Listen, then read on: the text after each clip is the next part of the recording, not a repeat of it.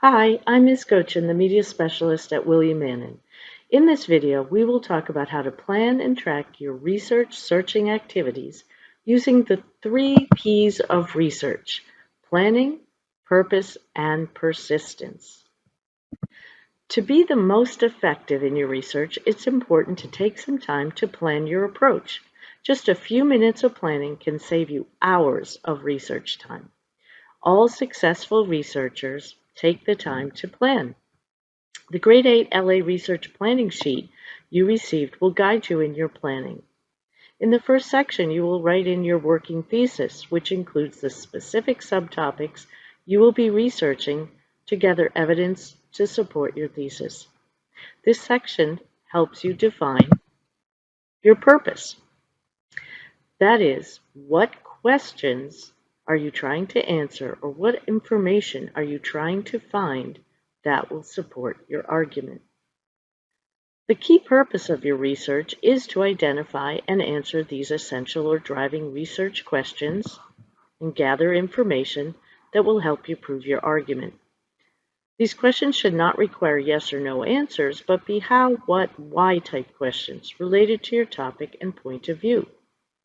Once you have some initial questions and defined your subtopics, you need to identify the associated search keywords and keyword combinations that will help you locate information to answer these research questions. Coming up with and using these keyword and keyword combinations is called strategic searching. Take a look at this slide. You'll see the letters of the word search help you remember the 5 steps of successful strategic searching. Step 1, select research questions. We've discussed that already. The next step, E, extract keywords and keyword combinations from those questions or subtopics.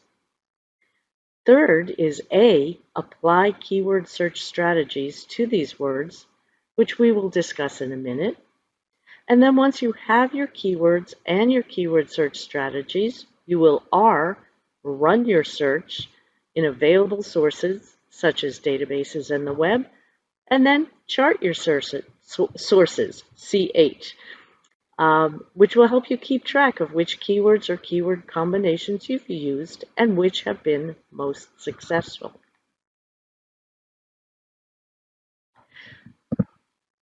So what are these keyword strategies that we've talked about? The first one is use multiple specific keywords, no little words like a, and, the, of. And you want these keywords to describe the information you're looking for. So you would choose internet safety versus safety on the internet. Another keyword strategy is to try synonyms. A teen searching for rare cats, for instance, might identify a synonym such as exotic for rare or felines for cats, and that would give you additional keywords to search on. The third strategy, use quotation marks around well-known phrases. So, for instance, a teen searching for information on the president's residence would search White House in quotes rather than the individual words White House. And then a seldom used but sometimes useful keyword strategy is to use the minus sign before a word to show you don't want it included. So if I'm researching about the mammal dolphin, I don't want a lot of information coming back about the football team, the Miami Dolphins. So I would use the keyword searching of dolphins and then minus football to say, don't give me back results that talk about football. Now you are ready to run your searches in databases or online using the keywords and keyword strategies you identified. And as you are running these searches, you can chart your searches to keep track of what keywords or keyword combinations you have tried and in what sources and how successful they were. While charting can take additional time, It is extremely helpful to you in keeping track of where you've searched and with what keywords. So give it a try during this research project and see if it helps you to be more efficient and organized in your searching. Practicing these skills will help you become a more effective searcher no matter what information you are searching for.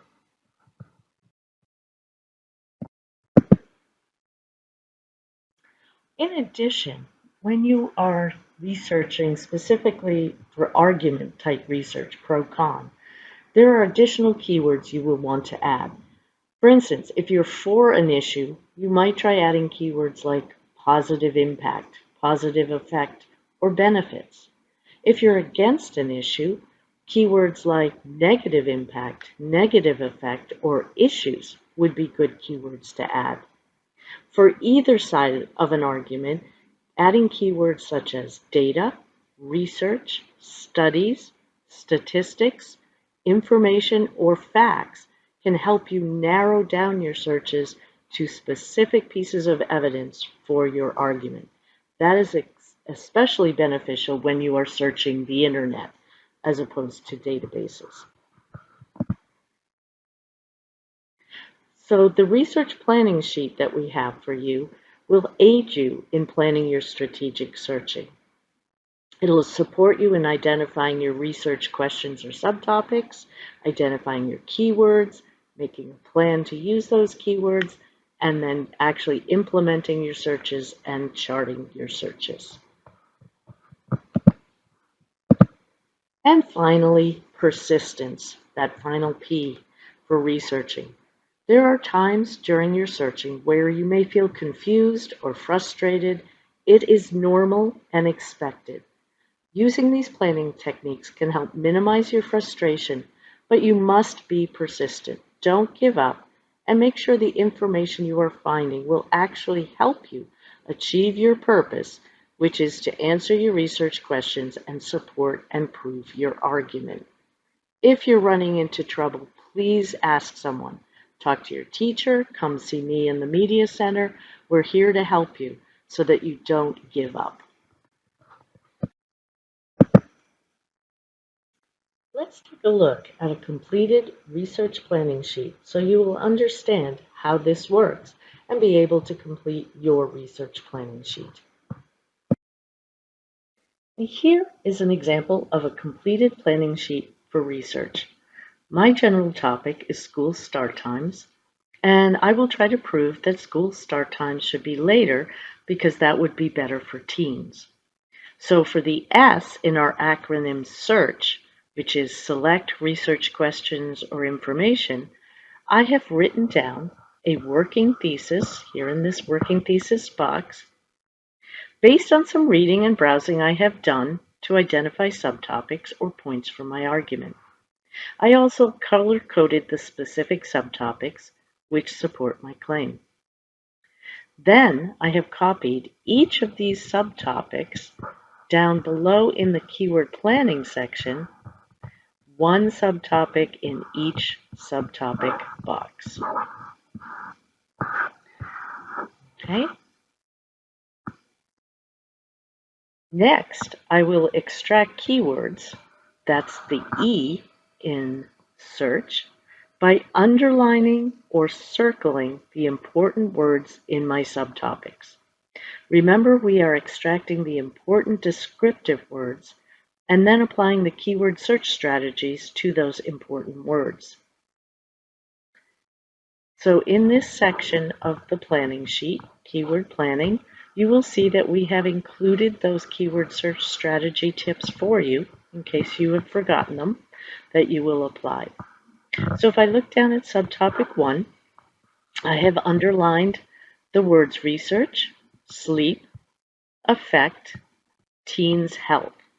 Those were the important words that describe the information I'll be looking for in order to prove this point of my argument. And so I have written those underlined words down right here. Research, sleep, effect, teen health. Now, because this is an argumentative research project, we included some of those positive words if we're for something. So benefits, or the word positive were the ones I chose. The next thing I did was apply other keyword strategies such as synonyms and well-known phrase. So for effect, I have a synonym impact. For research, I have a synonym studies. Maybe these keywords will give me better results. I'll have to try and see. And then for teen, I could also try teenager. In this particular situation, I did not identify a well-known phrase for this subtopic. But if you look down at subtopic 2, where I've done the same thing, underlined, identified my important words, and then recorded them down here in the keyword section, I did identify a well-known phrase related to teen academics, which is standardized test. And so I have that in quotes. And I may use that to find specific data on improvement in teens academics through improved standardized test scores. So I have my keywords, sleep, learning, improved teen academics, and then again identified some synonyms, higher for improved, grades for academics, and student for teen. And student might end up being really valuable here because we are talking about academics. And you might find more identifying a student as opposed to a teen in this in articles for this information. And similarly, subtopic 3, I identified teens sleep cycle, wrote them down here, identified several synonyms for the word teen, student, adolescent, teenager, and then for cycle, the word pattern. Two well-known phrases came up here. Sleep cycle is a well-known phrase that describes how we sleep at night, the different stages of sleep we go through, why it's important. And then the word pattern as a synonym for cycle in quotes as well, sleep pattern. So I've applied all those keyword search strategies to my keywords, and now the next step will be for each of these subtopics to run some searches using the different keywords and synonyms and well-known phrases and chart those searches. And you'll see an example of that here, where I started with the database Gale Opposing Viewpoints, and I started with the keywords from my first subtopic, I believe. Yep, so positive effect on teens' health. So I brought those keywords down here, sleep, effect, teen health, ran that search. I may have found one or more articles that looked useful, saved them away. Remember, you can save an article you think is useful, and then if you find later on as you're reading through it in depth, it's not, you just delete it. I guess I was having good luck with this database, so I stuck with it and applied keywords to search it for my second subtopic. And so you would continue doing that with all your searching. I moved on to another database and again was looking for more information for my first subtopic and so on. So charting the searches takes time to write these down. I admit that, but it does buy you back a lot of efficiency. So you're not duplicating searches. You can't remember, did I search that database or not? You have that information with you. So give this a try. I think this planning sheet will really help you focus your research, really understand your purpose in research. What is it you're trying to find out? Give you the keywords, the tools to find that information effectively and to be successful in developing your argument. So now it's your turn.